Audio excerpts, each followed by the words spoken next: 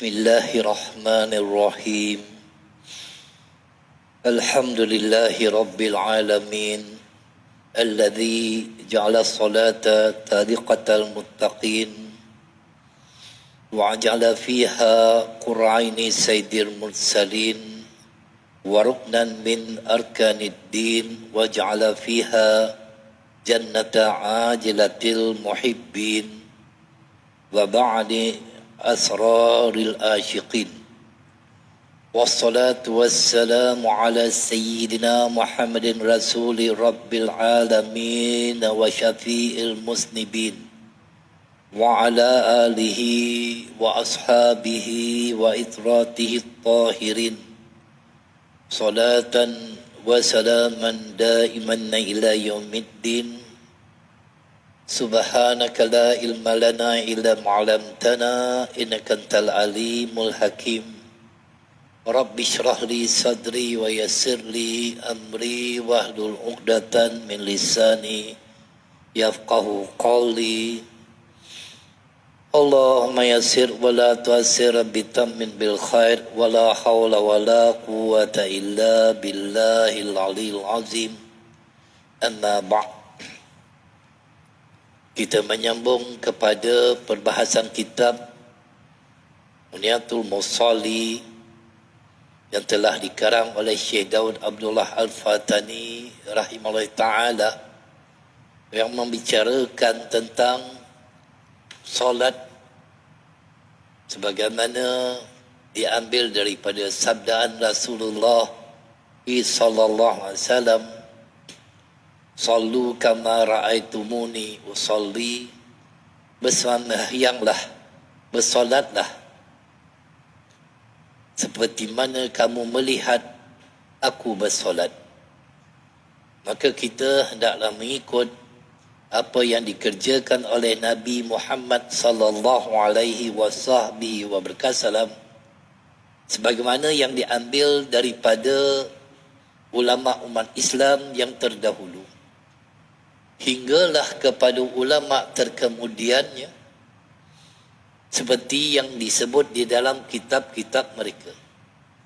Maka daripada itulah kita mempelajari kitab-kitab mereka melalui guru-guru kita.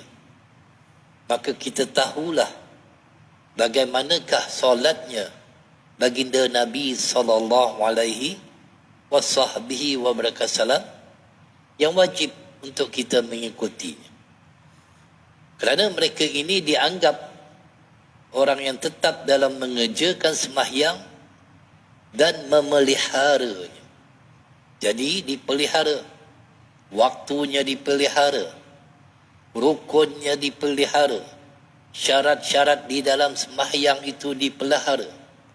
Maka apabila dia memelihara sembahyang itu, tuan-tuan dan puan-puan, maka sembahyang itu akan memelihara dirinya.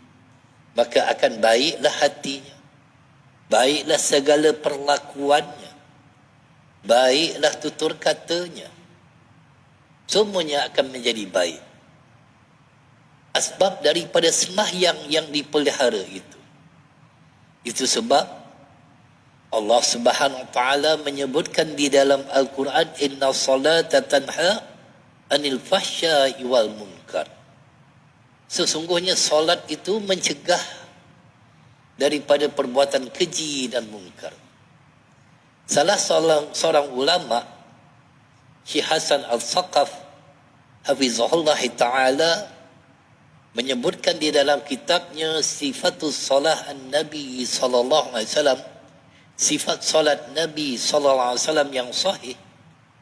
Kenapa masih ramai lagi tidak dapat mencegah daripada kemungkaran sedangkan dia solat?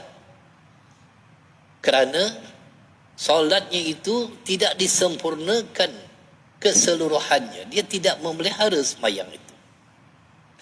Maka sembahyang ini kita melihat kepada rupa sembahyang. Sebagaimana Syekh Daud Al-Fatani menyebut dalam kitabnya, sembahyang ini ada dua rupa. Dia tidak akan lengkap dan sempurna melainkan dengan adanya kedua-dua rupa ini. Iaitu yang pertama rupa luaran yang sempurna, luaran yang sempurna, baik dengan perhiasannya, iaitu dengan pakaian kita dan sebagainya, dan rupa dalaman yang hakiki, iaitu hakikat batin. Maka kalau rupa luaran itu, yang pertamanya diletakkan syarat itu sebagai rohnya. Sembahyang ini ada syarat-syarat yang tertentu yang wajib untuk kita memahaminya. Kalau syarat ini tidak kita jaga, maka sembahyang itu tidak menjadi kebaikan kepada kita. Kerana Imam Rafi'i menyebutkan solat itu beberapa perkataan rukun qauli yang kita ucapkan dan perbuatan, iaitu rukun fi'li yang dimulai dengan takbiratul ihram dan disudahi dengan salam beserta syarat-syarat yang tertentu. Ada syarat-syaratnya. Kemudiannya rukun itu sebagai kepala dan badannya. Rukun ada 3, iaitu rukun qalbi, hati, rukun qauli, ucapan kita, perkataan kita, dan rukun fi'li, perbuatan kita. Maka di dalam rukun qauli itu ada bacaan-bacaan yang wajib untuk kita pendengarkan bacaannya pada telinga kita. Seumpama mengucapkan takbiratul ihram, Allahu Akbar, membaca suratul Fatihah, membaca tahiyat, membaca selawat kepada baginda Nabi sallallahu alaihi wasallam, dan mengucapkan salam yang pertama. Ini wajib kita pendengarkan pada telinga kita. Kemudian adanya sunat abad. Itu sebagai anggotanya. Di dalam mazhab Syafi'i, kita itu membaca doa kunut ketika kita melaksanakan solat subuh.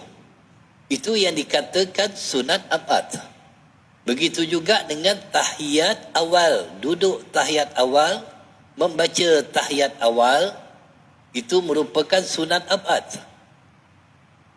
Kemudiannya sunat hai'ah itu sebagai bulu perhiasannya untuk mencantikkan sembahyang itu. Maka adanya sunat hai'ah, bagaimana rupa kita mengangkat takbiratul ihram, itu sunat hai'ah.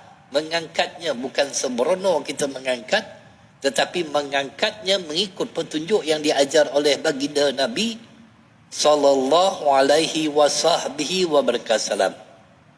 Maka akan cantiklah sembahyang itu di saat kita mengangkat takbiratul ihram dengan sebenar-benarnya apa yang telah ditunjukkan oleh baginda Nabi sallallahu alaihi wasallam dan diperlihatkan ataupun dilihat oleh para ulama. Ya, sebagaimana hadis Malik bin Huwaris berkata, anna Rasulullah sallallahu alaihi wasallam kana idza kabara rafa'a yadayhi hatta yuhadhiya bihima uzunai. Sesungguhnya Nabi sallallahu alaihi wasallam apabila bertakbir, baginda mengangkat kedua-dua tangannya sehingga selari dengan kedua-dua telinganya. Maka diangkat oleh baginda Nabi sallallahu alaihi wasallam selari dengan kedua-dua telinganya itu dengan merenggangkan keseluruhan jari jemari, tidak dirapatkan dan tidak dijarakkan dengan begitu jarak, tetapi baginda Nabi SAW merenggangkan dan menundukkan keseluruhan jari jemari itu. Dan kedua ibu jari hampir kepada cuping telinga. Ketika mana mengangkat tangan itu sebagai perhiasannya, An-Nabiyya sallallahu alaihi wasallam, sebagaimana Ibnu Umar berkata, Rasulullah sallallahu alaihi wasallam sesungguhnya kana yarfa'u yadaihi hadwa munkibaihi idza fatahas salah.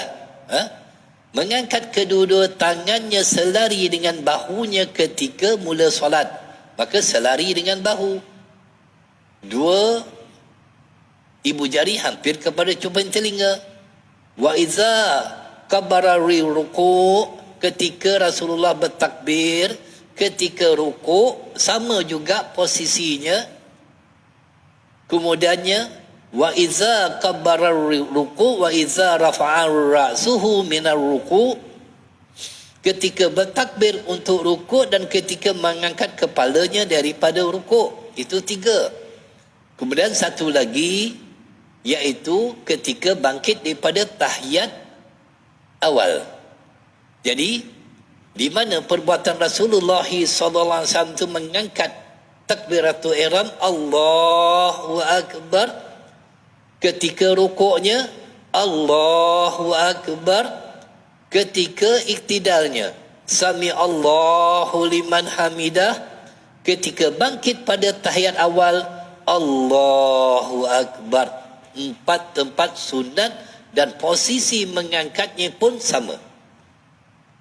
Dia tak boleh, tuan-tuan, bukan kata tak boleh, boleh, tapi itu bukan perbuatan yang diajar oleh baginda Nabi sallallahu alaihi wasallam dan menyalahi sunnah. Kalau takbiratul ihram ketika mengangkatnya cantik Allahu akbar, tapi ketika nak rukuk macam tu saja, santai saja. Ketika bangkit daripada rukuk sami Allahu liman hamidah. Begitu ada orang sembahyang begitu. Sah, memang sah, kerana ini perkara sunat saja, tetapi menyalahi sunnah Nabi SAW. Maka rugilah apabila kita tidak mengikut petunjuk yang diajar oleh baginda Nabi SAW. Sebab kita nak mencantikkan sembahyang kita itu. Sunat hay'ah merupakan perhiasan di dalam solat. Maka dengan syarat, rukun yang zahir dan sunatnya terbentuk daripada perbuatan berdiri, takbir, membaca Fatihah, rukuk, iktidal, 2 sujud. Iaitu sujud yang pertama, sujud yang kedua, duduk antara 2 sujud, duduk tasyahud, tahiyat dan salam. Manakala rupa hakikat yang batin, kerana ada 2 rupa sembahyang itu, satu zahir, satu batin, iaitu khusyuk. Ini yang payah. Ini yang payah nak dapat khusyuk. Kerana sebagaimana hadis baginda Nabi SAW menyebutkan, awalu ilmi yarfa'u minan nasil khusyuk. Ilmu yang pertama sekali diangkat dari manusia ialah khusyuk. Yang pertama sekali diangkat oleh Allah. Yushiku an tadkhulul masjidal jami' fala tar'a fihi rajulan khashi'a. Barangkali, kata Rasulullah sallallahu alaihi wasallam, engkau masuk ke dalam sebuah masjid yang besar, maka engkau tidak mendapati dari sekian banyak orang yang hadir di dalamnya itu akan seorang lelaki yang khusyuk. Dah tak ada lagi dah. Tak ada lagi orang khusyuk dah. Ini riwayat Imam At-Tirmizi. Jadi kita tanya pada diri kita lah, tuan-tuan dan perempuan, memang kita mengaku kepada di hadapan Allah bahawa banyak lalainya kita ketika sembahyang. Fikiran kita melayang-layang kadang-kadang ketika sembahyang. Kita mengaku kita bukan orang yang terbaik berbanding umat-umat terdahulu. Berbanding umat-umat terdahulu. Tak ada. Kerana hati kita itu lalai. Dan banyaklah perkara-perkara yang melalaikan pada akhir zaman ini. Apatah lagi dalam keadaan kita itu solat tidak merapatkan saf, kerana kita mengikut perintah daripada ulil amri, yang mana syaitan akan masuk di antara celah-celah saf itu mengganggu solat kita. Itu memang ada hadisnya. Tak dapat kita mengelakkannya. Apatah lagi dalam keadaan kita memakai penutup, itu boleh menghilangkan khusyuk. Ketika tuan-tuan memakai penutup, saya juga memakai penutup, tuan imam juga memakai topeng. Kadang-kadang ketika membaca doa iftitah, membaca Fatihah, kadang-kadang rasa geli dekat mulut tu. Betul tuan-tuan? Macam mana nak khusyuk macam tu? Tapi nak buat macam mana? Apatah lagi di akhir zaman ini kita disibukkan dengan alat telekomunikasi. Lebih banyak yang menghilangkan kekhusyukan kita. Kalau di masjid, kita masih lagi boleh mengawalnya. Tetapi bagaimana di rumah kita ketika kita sembahyang dengan bunyi-bunyi yang bising dan sebagainya, dengan bauan yang keluar daripada dapur kita dan sebagainya, itu boleh menghilangkan kekhusyukan. Maka kita bertaubatlah kepada Allah SWT, kita istighfarlah kepada Allah SWT di atas perilaku kita, sembahyang yang kita anugerahkan, yang kita serahkan kepada Allah, sememangnya tidak ada kesempurnaannya. Kita mengaku diri kita, tuan-tuan. Jangan kita merasa diri kita ini orang yang baik, tidak. Kerana kita mengaku akan ghaflah, nisyan, lengah dan lalainya kita di hadapan Allah Subhanahu Wa Taala. Kemudian hadir hati. Ini juga nak menghadirkan hati di hadapan Allah Subhanahu Wa Taala. Ma ja'alallahu lirajulin min qalbaini fi jawfihi. Tidaklah Allah menjadikan bagi seseorang itu dua hati di dalam badannya. Nak hadir hati macam mana? Ketika di dalam sembahyang itu yang banyak ingatan kita kepada perkara-perkara yang lain. Nak khusyuk macam mana? Imam Al-Ghazali menyebutkan wa ibadus salatil khusyu'u wa hudurul qalbi ma'al qara'atiz zikri bil fahmi. Tiang solat itu ialah khusyuk, iaitu tetap anggota dan hadir hati kepada Allah Subhanahu Wa Taala serta membaca Al-Quran dengan faham maknanya. Mungkin Fatihah kita boleh faham. Kalau imam baca surah-surah yang tak pernah kita dengar, tuan-tuan, nak faham macam mana kita? Hilang kekhusyukan kita dan sebagainya. Kita mengaku di hadapan Allah Subhanahu Wa Taala. Kemudiannya sempurna ikhlas. Apakah benar kita itu lillahi ta'ala, sembahyang itu semata-mata kerana Allah SWT? InsyaAllah. Di saat umur kita ini berbaki, yang dah hampir senja, itu memang kebanyakannya telah mula menampakkan keikhlasan kita itu sembahyang.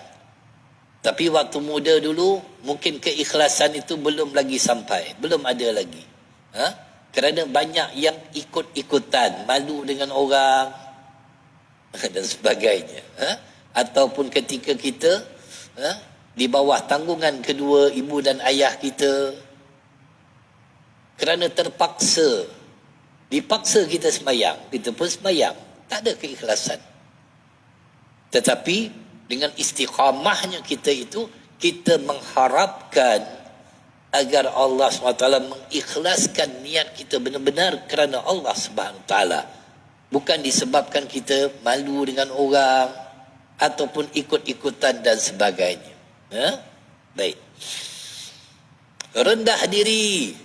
Merendahkan diri di hadapan Allah SWT, tanda menghinakan diri kita itu kepada Allah, kerana kita ini selayaknya dikatakan hamba yang tidak mempunyai apa-apa kecuali semuanya anugerah daripada Allah Subhanahu Wa Taala. Tak ada apa-apa. Kalau kita tengok daripada kitab Qalbun Salim, syarah penawar bagi hati, yang menceritakan tentang keadaan kita ini yang penuh dengan kehinaan, yang diciptakan oleh Allah daripada setitis air mani yang hina dan akan kembali kepada Allah menjadi bangkai yang sangat busuk. Jadi merendah diri kita kepada Allah, malah kita sesama kita juga diajar untuk bersikap tawadhu, merendah diri, tidak membanggakan diri, apatah lagi di hadapan Allah. Lebih lagi, kerana Allah itulah Allahu Samad, tempat pergantungan, tempat harapan kita. Apa saja harapan kita hanya Allah SWT. Dan memahami makna bacaan. Maka kita mesti memahami apa yang kita lontarkan, yang kita suarakan. Allahu Akbar. Benarkah Allahu Akbar? Allah itu maha besar sebagaimana yang kita ucapkan, ataupun kita lebih membesarkan makhluk, ataupun membesarkan dunia? Itu yang dikatakan memahami hakikat apa yang telah kita ucapkan. Kemudiannya dan tasbih, iaitu menyucikan Allah Subhanahu Wa Taala daripada sifat-sifat naqais, iaitu kekurangan. Kerana Allah itu kamalat, sempurna, maha sempurna. Maka dengan itu sembahyang kita itu diisi dengan tasbih. Subhana rabbikal azimi wa bihamdi, subhana rabbikal a'la wa bihamdi. Maha suci engkau ya Allah, maha suci engkau ya Allah. Menyucikan zat Allah SWT daripada menyerupai sesuatu. Kerana Allah itu laisa kamislihi syai'un wa lam yakul lahu kufuwan ahad. Allah itu tidak sama dengan makhluknya. Zatnya, sifatnya, af'alnya, perbuatannya, dan juga nama-nama Asma al-Husna, nama-nama Allah Subhanahu Wa Taala. Maka di dalam sembahyang adanya akidah, di dalam sembahyang adanya tasawuf. Tiga ini mesti digabungkan. Mesti digabungkan. Kerana di dalam sembahyang itu kita menghubungkan diri kita kepada Allah, dan wajib dulu kita mengenal Allah. Awaludin ma'rifatullah. Awal pada agama itu kenal Allah terlebih dahulu. Kemudian kita menyembah kepada Allah.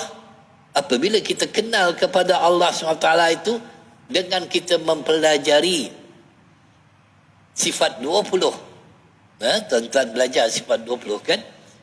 Sebagaimana yang disusun oleh Imam Abu Hasan Al-Asy'ari dan Imam Abu Mansur Al-Maturidi. Itulah yang telah disusun bagi melengkapkan kita itu sebagai ahli sunnah wal jamaah. Maka dengan itulah, daripada kita mempelajari, mengenali sifat-sifat Allah Subhanahu Wa Taala dengan wujud, qidam, baqa, mukhalafatahu lil hawadis, qiyamu binafsi, wahdaniyat, kudrat, dan seterusnya. Maka kita mengetahui paling tidak. Tetapi walaupun kita tidak dituntut untuk mengetahui tentang zat Allah, kita tidak akan sampai.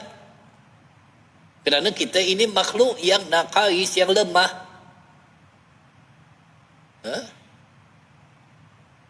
Man arafa nafsahu arafa rabbah. Barang siapa kenal dirinya, kenal dia kepada Allah. Kenal. Tahulah kita itu bahawa kita itu serba jahil, serba tidak mengetahui. Maka kenallah dia kepada Allah Subhanahu Wa Taala. Maka Rasulullah SAW menyebutkan di dalam hadisnya, fikirkan olehmu tentang makhluk Allah.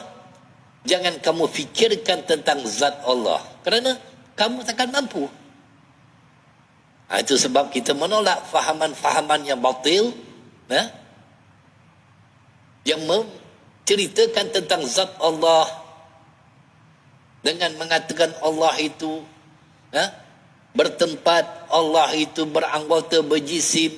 Fahaman mujassimah, musyabihah, yang terkeluar daripada lingkungan ahli sunnah wal jamaah. Ini nak kena kita jaga. Itu sebab di dalam sembahyang adanya akidah, di dalam sembahyang adanya tasawuf. Apa kata Imam Ghazali? La tusihul ibadatu illa ba'da ma'rifatil ma'bud. tidak sah ibadat seseorang itu melainkan setelah dia mengenal Tuhan yang berhak disembah. Itu sebab 3 ilmu ini wajib tuan-tuan untuk kita mempelajarinya. Ilmu akidah, oleh jalan yang telah ditinggalkan oleh para ulama dahulu, iaitu pengajian sifat 20. Kerana kita nak tahu tentang akidah 50 ini. Akidah 50. 20 sifat yang wajib bagi Allah, 20 sifat yang mustahil atas Allah, satu yang harus bagi Allah, 41. 4 yang wajib bagi para rasul, 4 yang mustahil bagi para rasul, atas para rasul, satu yang harus bagi para rasul, 9. 41 campur 9, 50. Akidah 50 ni nak betul-betul mantap, baru selamat kita. Ini akidah. Kerana dalam kubur besok yang ditanya tentang akidah, tak ada soalan fiqah tuan-tuan. Dalam kubur, marabbuka, siapa Tuhan kamu, apa jalan kamu kenal kepada Allah Subhanahu Wa Taala. Itu sebab perlu. Kemudian di dalamnya juga ada tasawuf, dalam merendahkan diri kita kepada Allah Subhanahu Wa Taala, dan lain-lain tanggungjawab sembahyang yang batin, hakikat batin itu. Kerana yang ditelek oleh Allah Subhanahu Wa Taala bukanlah amal perbuatan kita, tetapi yang ditelek oleh Allah SWT iaitu keikhlasan hati kita, itu yang ditelek oleh Allah SWT. Apabila sembahyang kita itu kita persembahkan dengan sebenar-benarnya kepada Allah SWT, itu sebab Allah SWT menelek hati hamba-hambanya. Tidaklah Allah SWT itu melihat pada rupa, tidaklah Allah SWT itu melihat kepada amal seseorang itu, tetapi yang ditelek oleh Allah SWT ialah hatinya. Itu sebab hati ini akan menjadi baik apabila baik sembahyangnya tu. Innallaha la yanzuru ila suwarikum wala ila a'malikum walakin yanzuru ila qulubikum wa niyatikum. Sesungguhnya Allah tidak memandang kepada rupa tubuhmu dan bukan pula kepada amalanmu, tetapi ia memandang kepada hati dan niat. Itu yang ditelek oleh Allah Subhanahu Wa Taala. Itu sebab batin inilah yang nak perlu kita jaga. Qalbu, bukan kal, qal, qaf. Kalau kal itu, kalb itu anjing. Qalbu, hati itu, hati yang nak disejahterakan, yang kita bawa di hadapan Allah, yang kita berada bersama dengan Allah. Baik. Dan kata lain, rupa luaran sembahyang itu adalah bahagian badan dan anggotanya. Itu luaran yang boleh kita lihat. Manakala rupa dalamannya adalah bahagian hati dan rahsianya. Itu sebab hati ini begitu payah untuk kita mendidik, kerana hati ini berbolak-balik. Berbolak-balik. Kadang-kadang naik iman kita, kadang-kadang turun iman kita. Hati payah nak jaga tuan-tuan. Itu sebab kita nak menjaga hati sendiri pun payah, apatah lagi nak menjaga hati orang. Hati ini nak kena didik Allah Rabbi daripada maksiat batin, wujub, riak, takbur. Ini penyakit batin ni yang ada dalam hati, yang dibersihkan sebenar-benarnya. Itu sebab di dalam ilmu tasawuf adanya takhali, mengosongkan hati sebenar-benarnya, bersihkan betul. Kemudian adanya istilah tahalli, menghiasnya dengan akhlak-akhlak yang terpuji. Itu sebab baginda Nabi SAW dipuji oleh Allah, wa innaka ala khulqin azim. Sungguhlah engkau wahai Nabi Muhammad SAW punya akhlak yang begitu agung. Kerana apa? Sembahyangnya itu cantik, akhlaknya juga cantik, perilakunya cantik, tutur katanya juga manis. Ini Rasulullah SAW. Yang penting akhlak. Tetapi kalau sembahyang kita rosak, maka akhlak kita juga buruk. Ketika mana? Di luar sembahyang akhlak kita buruk. Kita tidak boleh menahan sabar dengan kerenah orang dan sebagainya. Kita menjadi panas baran, marah ketika di jalan raya dan sebagainya. Akhlak, tidak ada akhlak itu. Sebab daripada apa? Daripada sembahyang. Baik. Maka bahagian hati dan rasanya, inilah tempat yang menjadi perhatian Allah pada hamba-Nya. Hati itulah yang ditelek oleh Allah. Yang mana Allah SWT mengetahui setiap isi hati kita. Itu sebab kita tidak boleh menilai seseorang berdasarkan daripada luaran. Kerana kita tidak memahami hatinya itu. Kita tidak boleh mendalami hatinya itu. Maka dengan itu kita tidak boleh berprasangka buruk kepada seseorang dan sebagainya. Kerana hati seseorang itu hanyalah Allah Subhanahu wa Ta'ala yang mengetahuinya. Tidak ada siapa mengetahui hati seseorang. Itu sebab apabila kita sembahyang, kita meletakkan diri kita di dalam sembahyang itu, maka hati inilah yang nak dijaga. Ya'lamu kha'inatul uyuni wa ma tukhfis sudur. Dalam surah Ghafir Allah menyebut, Dia Allah mengetahui pandangan mata yang khianat dan apa yang disembunyikan oleh hati. Sebab kadang-kadang kita bersangka buruk ni bahaya tentang hati ni berkata-kata. Cepat-cepat istighfar. Kadang-kadang hati berkata-kata. Cepat-cepat kita istighfar. Fa'innahu ya'lamu sirri wa akhfa. Allah mengetahui rahsia dan yang lebih tersembunyi lagi. Yang lebih tersembunyi lagi diketahui oleh Allah Subhanahu wa Ta'ala. Hati kita itu. Inilah yang menjadi telekan Allah. Kata Imam Al-Ghazali rahimahullah ta'ala. Imam Al-Ghazali wafat pada 505 Hijrah. Salah seorang ulama tasawuf. Dan kita mengambil pendekatan mempelajari ilmunya. Banyak kitab-kitab karangannya yang bermanfaat. Paling mudah untuk kita mempelajari kitab Bidayatul Hidayah. Kata guru kami, tuan-tuan, barang siapa dapat mengamalkan apa yang terkandung di dalam kitab Bidayatul Hidayah, maka layaklah dia menjadi wali Allah. Itu baru kitab Bidayatul Hidayah, kitab yang nipis tu. Kitab yang nipis. Ataupun Ayyuhal Walad, Imam Ghazali. Nipis ya kitab tu. Itu pun belum dapat lagi, apatah lagi kalau kita nak mendalami Ihya Ulumuddin. Belum mampu lagi kita.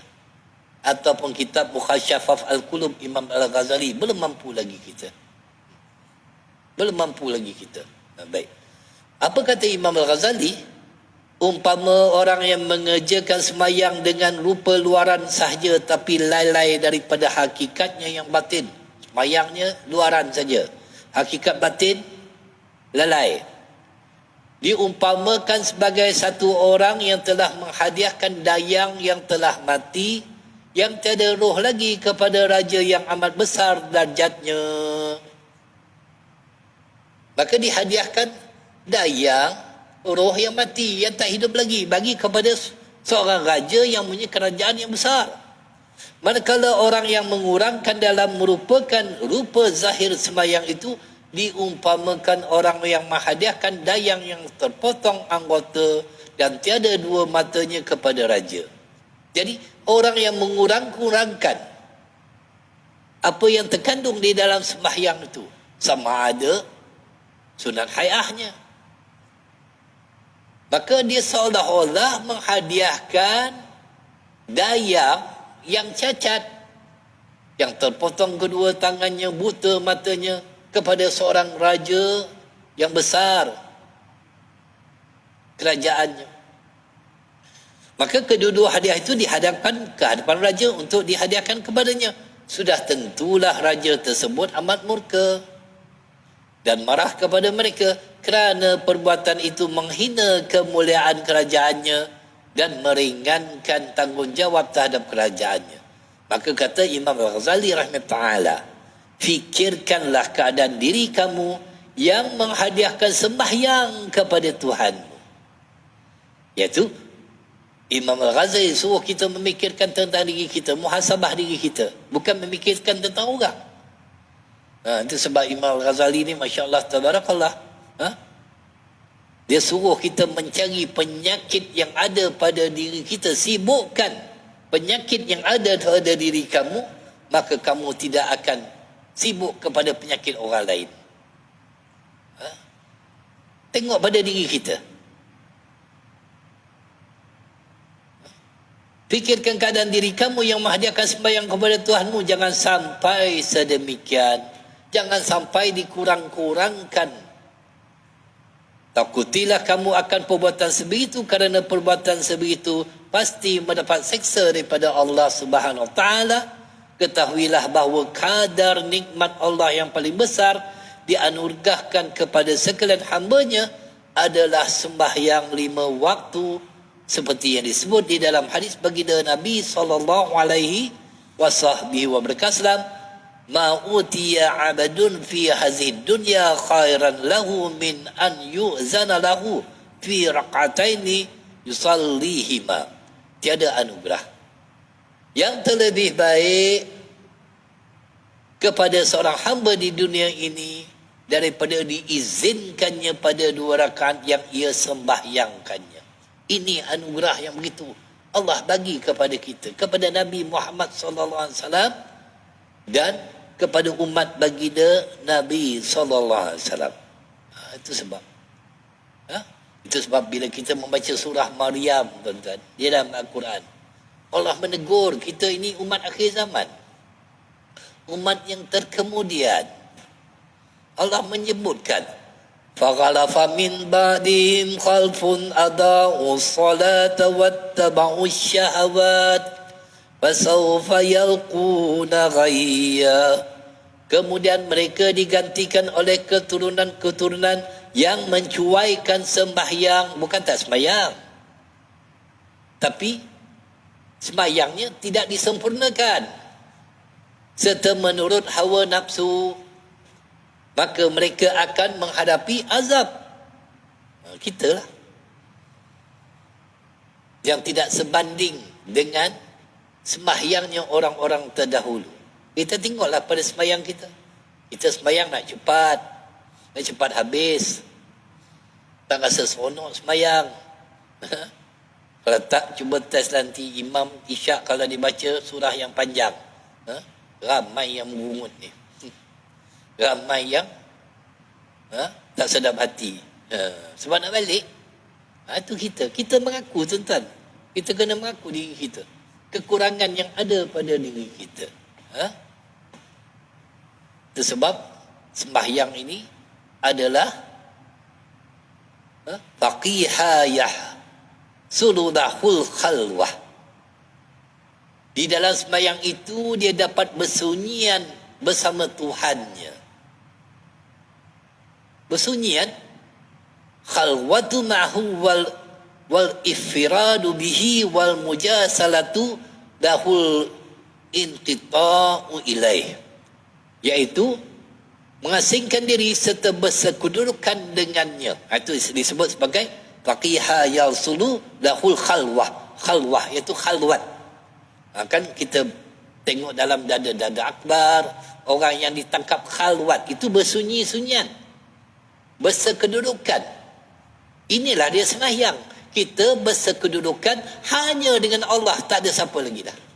bersunyi-sunyian dengan hanya dengan Allah. Itu sebab para sahabat apabila mereka itu datang semayang, masuk saja saf, mereka tak kenal dah siapa yang ada kanan dan kiri.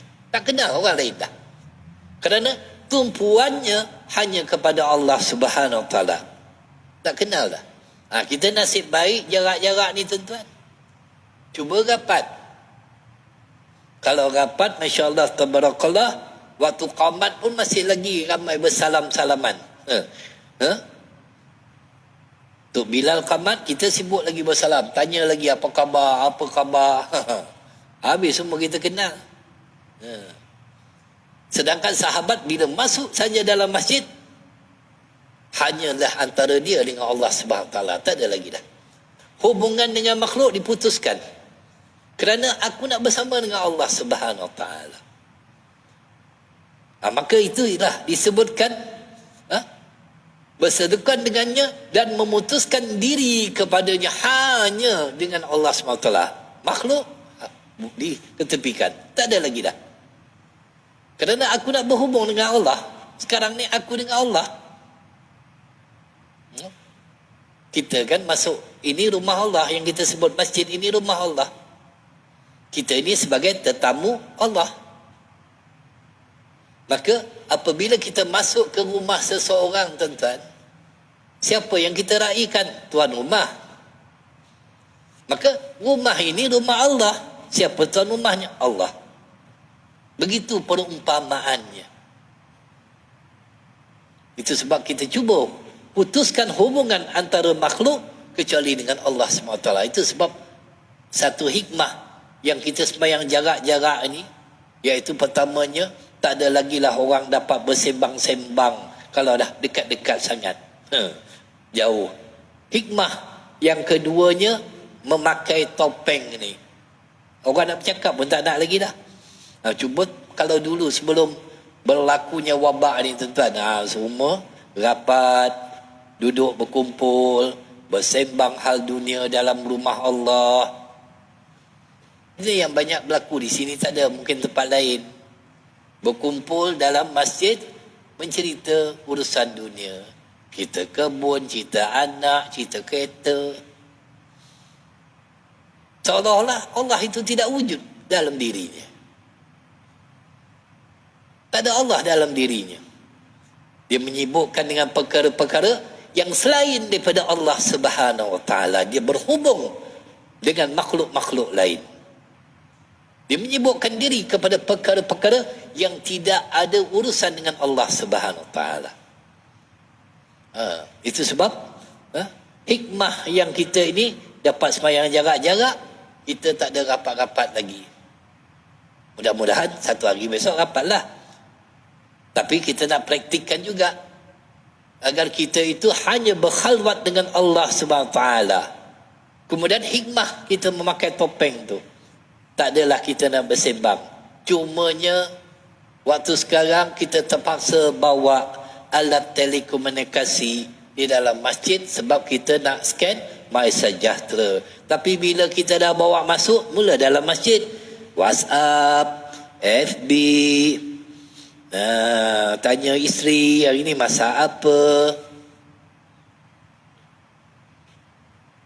Lalai tak kita? Lalai. Itu sebab kita cuba kawal. Dah scan MySejahtera, simpan. Kalau kita masih lagi leka dengan dia, kadang-kadang seronok baca Al-Quran, tiba-tiba ada notification WhatsApp, kita pun baca, lalai. Ada pula notification orang like kita punya Facebook, baca lagi, lalai. Itu sebab kita nak memutuskan hubungan dengan selain daripada Allah SWT apabila kita berada di dalam rumah Allah. Baru selamat, baru kekusyukan hati itu ada. Kalau tidak, sampai bila-bila pun kita akan menjadi orang yang lalai mengingati Allah ketika di dalam sembahyang. Itu sebab kita usahalah sedapat-dapatnya untuk memutuskan hubungan selain daripada Allah Subhanahu Wa Taala. Kerana kita sedang berkhalwat di dalam rumah Allah, kita nak bersunyi-sunyian, kita tak nak ada gangguan-gangguan yang boleh mengganggu ibadat yang kita lakukan di hadapan Allah Subhanahu taala. Ya? Itu sebab kawal alat telekomunikasi yang kita bawa di dalam masjid, jangan sampai ia melalaikan kita. Berhubungan kita hanya dengan Allah.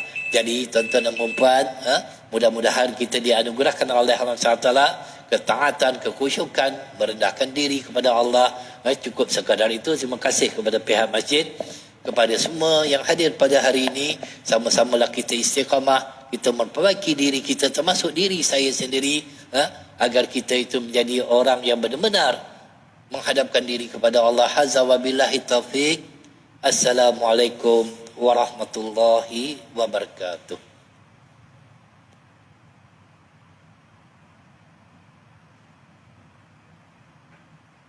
Allahu akbar, Allahu akbar. Allah